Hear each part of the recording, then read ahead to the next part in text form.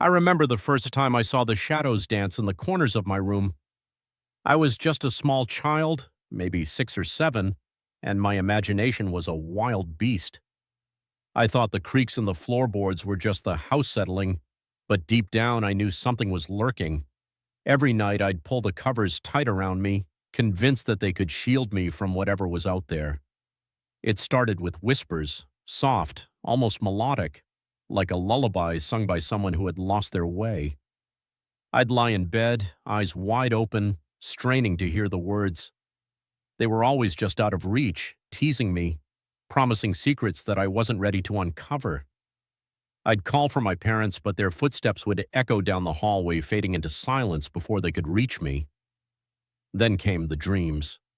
Vivid, terrifying dreams that felt more like memories than fantasies. I'd find myself in a dark forest, the trees twisted and gnarled, their branches reaching out like skeletal fingers. I could hear the laughter of children, but it was hollow, echoing through the night like a warning.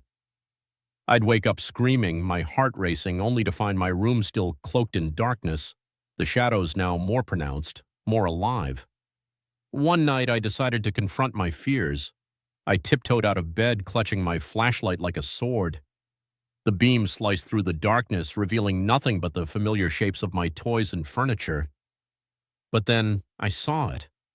A figure standing at the edge of my closet, just beyond the light. It was small, like me, but its eyes glowed with an unnatural light. I froze, my breath caught in my throat.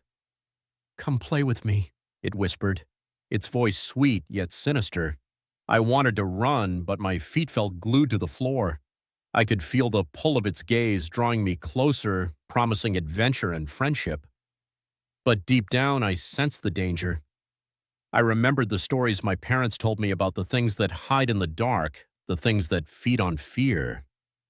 With a surge of courage, I turned and bolted back to my bed, pulling the covers over my head. I could hear the laughter again, echoing through the walls, growing louder, more frantic. It was a game to them, a game I didn't want to play. Days turned into weeks, and the whispers grew more persistent. I started to see glimpses of the figure during the day, always just out of sight, always watching.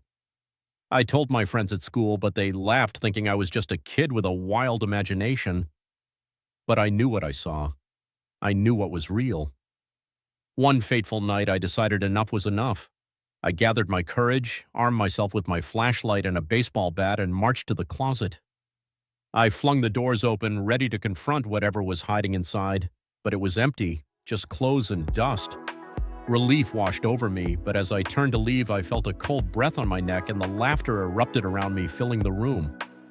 I realized then that it wasn't just a game, it was a warning. The shadows were alive and they were hungry. I learned that sometimes the things we fear the most are not just figments of our imagination. They are real, waiting patiently for the moment we let our guard down.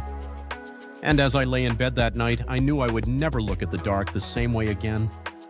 The shadows had become my constant companions, and I was forever trapped in their haunting embrace.